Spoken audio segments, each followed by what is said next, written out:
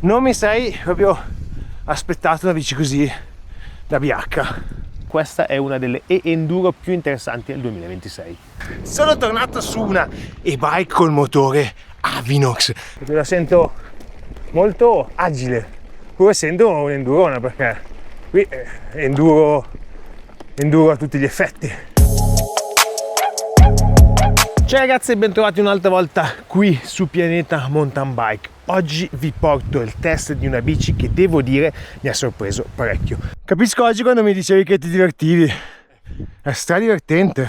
BH iLynx Plus DL 9.7, una e-enduro che sulla carta aveva già tutti gli ingredienti per essere interessante. Motore DJI Avinox M2S, 150 Nm di coppia, 800 Watt di batteria, 180 mm di escursione anteriore, 170 posteriore e un telaio full carbon davvero gravity oriented. Poco più di 22 kg in taglia M con batteria da 800 Wh. Come vedete sto salendo molto easy proprio perché sto sfruttando i 130 Nm di coppia dell'Avinox, ma soprattutto i 1300 watt di picco.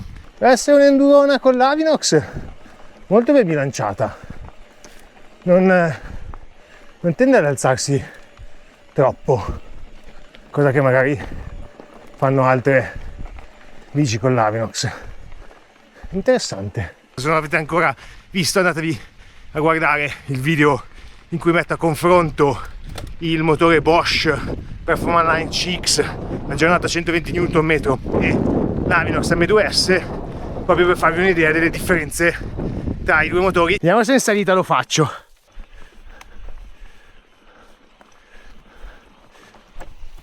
Ah! La stavo quasi facendo a mo' di trial.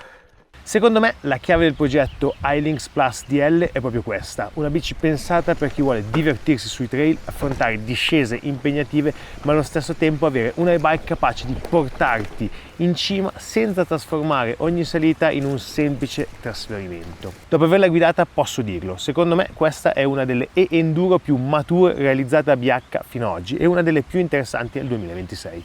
La prima cosa che colpisce è il design. Questa non sembra una classica e-bike full power con batteria da 800 Wh. Il tubo obliquo è veramente contenuto, le linee sono pulite e l'integrazione del sistema Avinox è fatta davvero bene. E questo non è solo un discorso estetico. Una bici più compatta, più vicina alle proporzioni di una bicicletta tradizionale spesso restituisce anche sensazioni di guida differenti.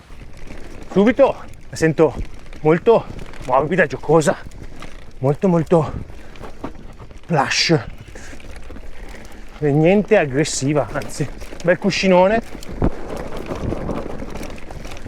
si guida stra bene. Comunque Float X e 38 Factory davanti, quindi comunque tanta roba, però mi sembra bella precisa nelle entrate di curva, non si scompone. Il carro dietro sembra rigido quanto serve, né troppo poco.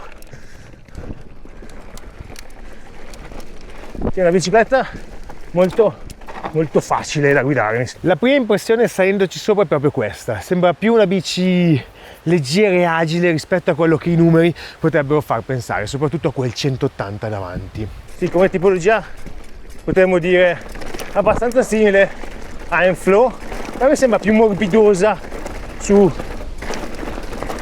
sospensioni e soprattutto mi sembra ben più stabile. Ma quello che mi piace maggiormente è il lavoro fatto sui dettagli. I pivot sono quasi completamente nascosti, il sistema split pivot utilizza il punto di rotazione principale coassiale all'asse della ruota. I foderi posteriori sono molto robusti, le protezioni sul telaio sono integrate, abbiamo anche il sistema block lock sullo sterzo per evitare che il manubrio possa danneggiare il telaio in caso di caduta. Anche il passaggio dei cavi attraverso la serie sterzo contribuisce a creare una delle e-mountain bike più pulite esteticamente oggi sul mercato. Ovviamente questa soluzione ha sempre due facce. Da una parte il risultato estetico è davvero molto bello perché permette di avere un cockpit estremamente ordinato, dall'altra sappiamo che richiede qualche attenzione in più durante la manutenzione rispetto a un passaggio cavi tradizionale. Per esempio sulla mia bici test ho avuto un piccolo problema con il cavo del reggisella telescopico che rimaneva leggermente azionato automaticamente. Niente di grave, è una regolazione che si risolve facilmente in officina, ma anche questo è il motivo per cui i test sul campo sono importanti. Molto bassa, tocco sotto con i piedi, forse sì, ci sarebbe da mettergli almeno delle pedelle un po' più corte, perché tendo a toccare un po' sotto, però per il momento mi sta dando molto piacere nella guida, proprio facilona, per niente scorbutica. Uno dei dati più interessanti della BH iLynx è il peso. Questa bici in taglia M senza pedali e con gomme tubeless ha fermato l'ago della bilancia a 22,7 kg. Considerando la batteria da 800 Wh, le ruote entrambe a 29, i 180 davanti, i 170 dietro e una componentistica pensata davvero per l'utilizzo enduro, è un valore che secondo me è interessante. Ma il dato più importante non è tanto il peso assoluto quanto il modo in cui questa bici lo gestisce. Devo dire che per essere una biciclettona da enduro proprio 180-170 è super maneggevole, molto più maneggevole di quello che uno si possa aspettare. Cioè, si guida molto più facile rispetto a bici della stessa stazza. Da un certo punto di vista è più agile della Zendit. La Zendit secondo me ha un carattere più enduristico race, però questa anche in queste uscite qua così veramente tanta roba. Qua si guida veramente che è uno spettacolo. Se dovessi descrivere la BH iLynx DL con una sola parola, probabilmente sceglierei precisa. La sensazione principale che trasmette è quella di una piattaforma estremamente solida. Quando inizia ad aumentare il ritmo, quando entri nelle curve più veloci, quando carichi il telaio nelle compressioni o affronti una sezione bella sconnessa, senti che la bici rimane sempre tanto composta. Il triangolo anteriore è rigido, la zona del movimento centrale restituisce una grande sensazione di solidità e anche il caro posteriore contribuisce a creare quella percezione di compattezza. La giri veramente di brutto ed è 29, cioè non è mallet.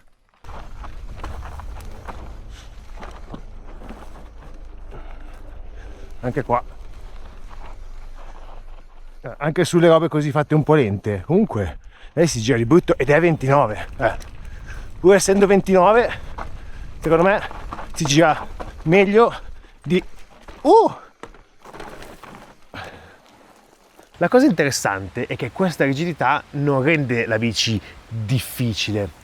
A volte una e-bike molto rigida può diventare poco intuitiva, quasi impegnativa da guidare. Qui invece BH è riuscito a trovare un equilibrio molto interessante. Bici molto accomodante, un bel enduro, pensato anche per chi magari si sta un po' avvicinando alla pratica un po' più seria delle mountain bike. Naturalmente il motore Aminox fa gola a tutti perché in questo momento è quello che ha le prestazioni più alte, ma soprattutto anche un concetto secondo me dietro che attira tanto. Forse non è proprio il motore per i puristi, però quando inizi a usarlo poi fa un po' fatica a tornare indietro. La bici è precisa ma allo stesso tempo molto leggibile, ti permette di correggere una linea quando sbagli, ma quando trovi il ritmo giusto ti dà fiducia e ti permette di spingere sempre un pochino di più, tenere sempre un po' di più il gas aperto. Primo giro, subito tantissima confidenza, strapositiva sta cosa, proprio la sento subito bella, sicura, me la sento abbastanza cucita addosso, cosa positiva, molto positiva. Durante il test ho apprezzato molto anche il modo in cui utilizza la corsa della sospensione. La prima parte è molto sensibile, la ruota copia bene le piccole asperità, poi arriva un buon sostegno alla parte centrale che permette di spingere forte anche senza avere la sensazione di sedersi troppo nella corsa. E poi c'è la progressione finale che permette di utilizzare praticamente tutta l'escursione senza arrivare facilmente al fondo corsa. Certo, portare a fondo corsa 170 mm bisogna veramente averne di gas.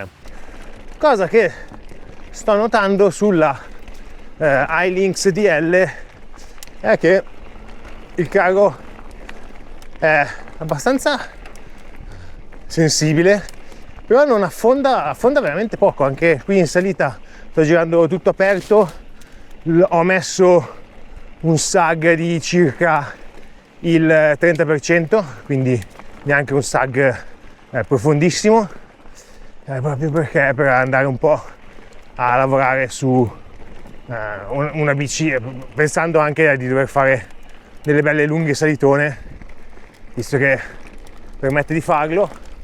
Però la sento qua nei cambi di ritmo, mi sembra proprio morbida, flow.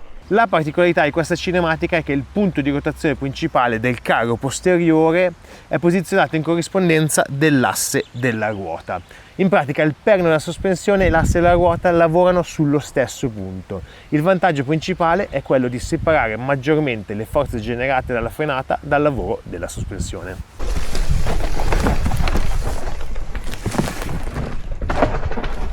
Naturalmente quando parliamo di questa BH non possiamo non parlare del protagonista principale, il motore DJI Avinox M2S. Ormai questo sistema lo conosciamo bene. Qui su Pianeta Mountain Bike abbiamo già approfondito molto questo motore, quindi vi consiglio di recuperare anche gli altri contenuti dove analizziamo nel dettaglio il funzionamento dell'Avinox. E come al solito anche il test della pista da sci, mi sembra che anche questa BH non abbia nessun problema, proprio nessun problema. Devo dire che rispetto a altre bici con l'Avinox mi sembra che si alzi un pelo meno sull'anteriore, forse un po' perché ha il sistema di sospensione comunque un 4-bar un po' mutuato da quelli che è il mondo dell'XC, ma l'altra cosa soprattutto è il fatto che ruota da 29, quindi rispetto alle 27,5 che sono la maggior parte delle bici che ho provato con l'Avinox, la 29 va un po' a mitigare questa cosa. La spinta è enorme, questo lo sappiamo, ma soprattutto con l'ultimo aggiornamento non è mai veramente brusca. Anche nelle salite tecniche più impegnative permette di dosare bene l'assistenza e mantenere il controllo. Parlando di autonomia, la batteria da 800 watt offre una buona riserva energetica, ma bisogna sempre considerare il contesto. Questa non è una bici pensata per macinare chilometri e chilometri, soprattutto sugli strati veloci. Ci sono gomme Gravity, tanto grip, mescola morbida, un peso importante e un motore da 150 Nm, quindi che spinge. Durante il test io sono riuscito a portare la batteria dal 100% allo 0% con circa 55 km e 1800 metri di dislivello positivo, utilizzando principalmente la modalità trail e affrontando terreno bello tecnico. Con 180 davanti e 170 dietro mi aspettavo una bici fantastica in discesa, ma magari meno interessante in salita. In realtà è stata proprio la salita una delle sorprese più positive. La posizione in sella è molto equilibrata, l'angolo piantone da 78 gradi permette di stare centrali sulla bici anche nei tratti più ripidi e la ruota anteriore rimane ben appoggiata al terreno. Bisogna comunque avere un po' di savoir-faire, bisogna comunque guidarla un po'. Ovviamente ragazzi rimane una enduro da 170 mm, non è una bicicletta fatta per andare in salita per il mondo. Nei tornati stretti, nelle inversioni molto lente si percepiscono dimensioni e impostazione gravity, ma il carro da 450 mm riesce comunque a mantenere un buon equilibrio. Non è una bici pigra, richiede semplicemente una guida più decisa, come è normale aspettarsi una piattaforma nata per andare forte. Bisogna avere un po' più di skills rispetto ad altre proprio perché è un biciclettone. Quando aumenti la velocità senti che il telaio lavora con te, lo sterzo è molto preciso, la zona centrale è compatta e il carro posteriore copia bene quello che succede. Più il trail diventa veloce, sconnesso e impegnativo, più questa BH trova il suo ambiente naturale. La geometria gioca un ruolo fondamentale, 63,5 gradi di angolo di sterzo, 472 mm di ricci in taglia M e un interasse di 1276 mm costituiscono una piattaforma che invita a lasciar correre la bicicletta. La BH iLynx Plus DL 9.7, questa quindi il top di gamma, viene proposta a 7.999 euro. Non è una cifra bassa in assoluto, ma considerando il telaio full carbon, il motore Avinox, la batteria da 800 Wh, le sospensioni factory di Fox, il cambio Shimano Deore XT DA2 e la garanzia vita sul telaio, il rapporto tra contenuto tecnico e prezzo è sicuramente interessante. Non ci sono così tante bici sul mercato con queste caratteristiche e a questo prezzo. Questa bici è veramente uno spettacolo da guidare. Non mi sarei proprio aspettato una bici così da BH, perché tanta roba proprio. Tanta roba. La consiglio a chi cerca una e-enduro vera, una bici per divertirsi sui trail tecnici, nei bike park e su percorsi anche alpini. È una bici per chi ama guidare forte, cercare precisione e sfruttare velocità e terreno. Anche qualche giro in bike park secondo me non lo disdegna. Allo stesso tempo non è una macchina estrema e impossibile da utilizzare, cioè non è una bicicletta difficile. Anche un biker con un livello medio, tipo me, può divertirsi molto con questa bici e l'ho visto. Bisogna però essere consapevoli che 170 mm di escursione sono tanti e spesso in quel caso il limite non è la bici ma quanto realmente noi come biker riusciamo a sfruttarla. Quindi per molti utenti secondo me una e-mountain bike da 150 mm come la sorella BH iLynx DL Trail potrebbe essere una scelta più interessante. Questa invece ha un obiettivo preciso, vuole scendere forte.